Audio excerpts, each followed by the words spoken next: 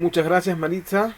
Muchas gracias también a todas las personas que han asistido en esta oportunidad a nuestra primera edición del programa Diálogos sobre la democracia en el Perú.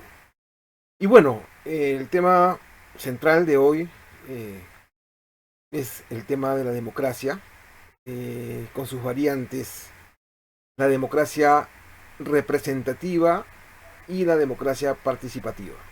Evidentemente que el tema de la democracia estará presente en varios o muchas de nuestras ediciones porque es parte central de nuestro título.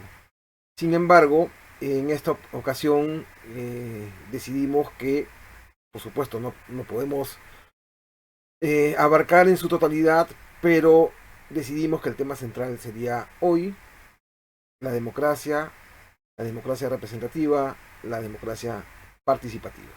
Muy bien. Primero un acercamiento a la definición etimológica. La palabra democracia que deviene de los términos griegos demos y kratos. Demos, pueblo, kratos, poder. Y entonces el significado viene a ser algo así como el poder que emana del pueblo. La democracia es una forma de organización política que ha sido pactada, consensuada por la humanidad y se refleja en la Declaración Universal de los Derechos Humanos. En el artículo 21, en su tercer párrafo, señala: la voluntad del pueblo es la base de la autoridad del poder público. La voluntad del pueblo, de nosotros, el pueblo, es la base sobre la que se sostiene la autoridad del poder público. Y en el caso de la Constitución Política del Perú, se refleja en el artículo 45, que lo dice de una manera más sencilla: el poder del Estado emana del pueblo. Eso significa, o esa es la razón por la que nosotros, los seres humanos, antes llamábamos o reconocíamos como soberanos a los reyes, a los emperadores. Sin embargo, ahora eh, soberano es el pueblo. Eso quiere decir que somos nosotros quienes mandamos o quienes deberíamos mandar. La razón de ser de este proyecto es revisar, conocer, entender si eso funciona así en la realidad. Muy bien, ahora hablemos de democracia representativa o indirecta y de democracia participativa o directa. El, Uno de los principales elementos de la democracia es el voto. El voto es un elemento de democracia participativa, es decir, nosotros participamos yendo a votar y designando a través de nuestro voto a nuestras autoridades: presidentes, congresistas, alcaldes, gobernadores regionales o presidentes de las regiones, etcétera. Pero ese acto de democracia participativa directa que se refleja en el voto da paso a la democracia representativa, es decir, elegimos a las personas que nos van a representar.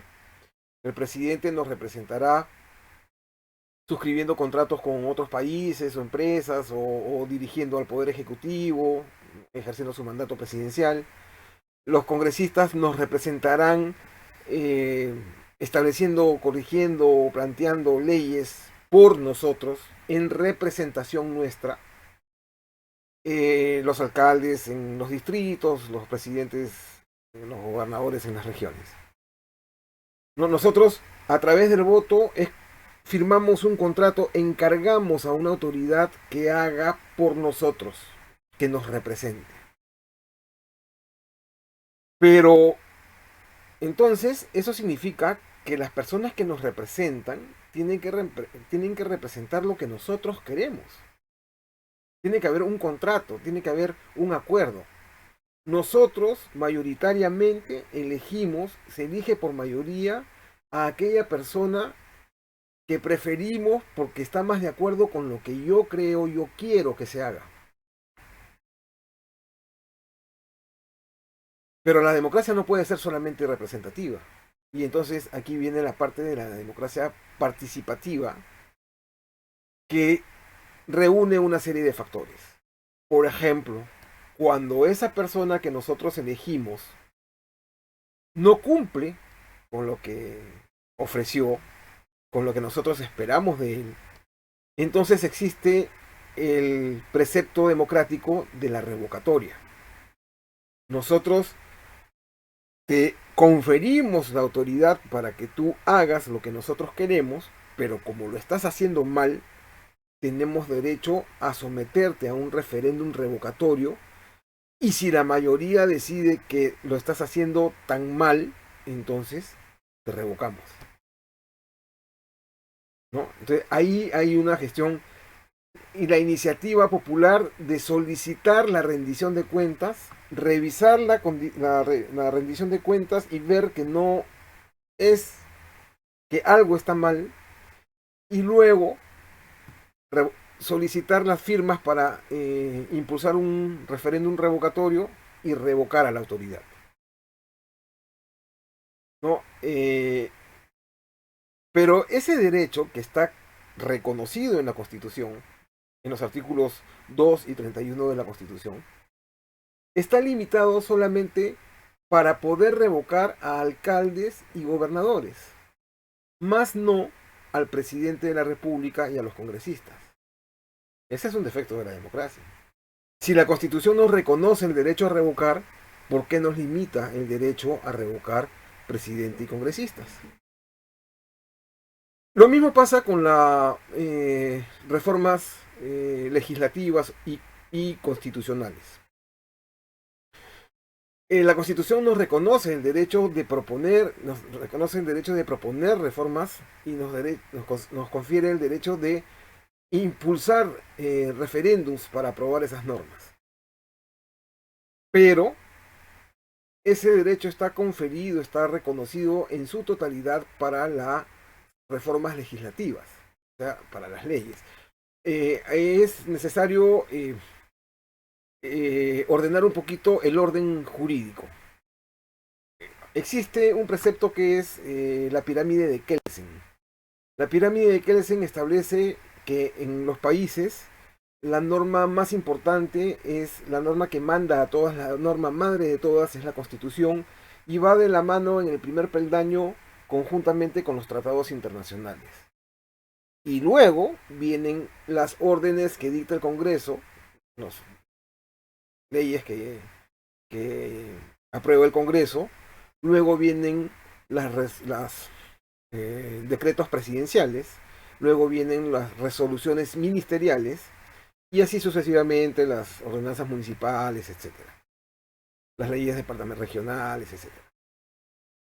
Entonces, en esa línea tenemos el hecho de que nosotros podemos aprobar leyes, reformas legislativas, las que están por debajo de la Constitución.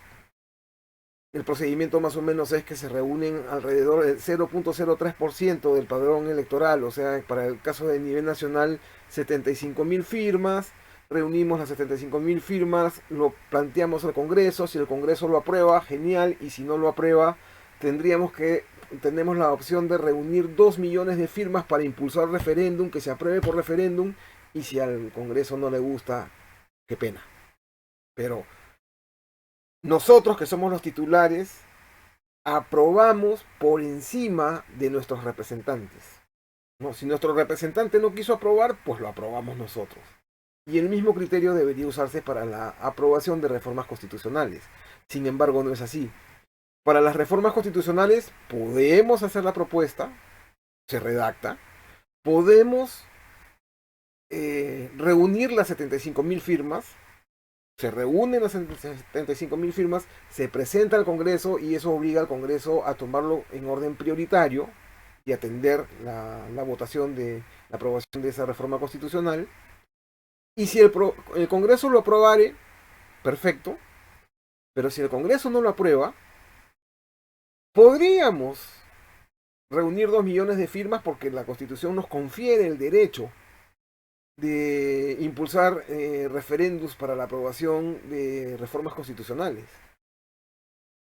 Pero no va a servir de nada, porque lo aprobamos por referéndum, o mejor dicho, se reúnen los 2 millones de firmas, se convoca referéndum, y aunque el referéndum lo apruebe, el artículo 206 de la Constitución dice que toda reforma constitucional tiene que ser aprobada por el Congreso, de manera que, aunque los titulares lo aprobemos, si el Congreso no lo aprueba, estamos fritos, pescaditos.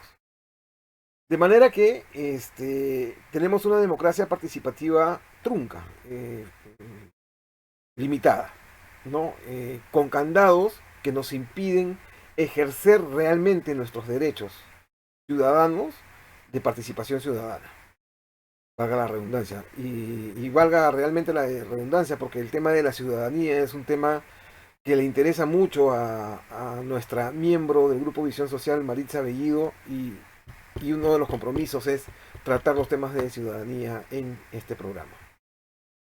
En el tema electoral, ni que se diga, acabamos de vivir un proceso electoral con una serie de defectos, ¿no? El artículo 111 de la Constitución dice que se eligen presidente y 2 vicepresidentes, y sin embargo uno de los candidatos que hasta el momento tiene la mayor votación, al 100% tiene la mayor votación, pero falta definir todo este laberinto de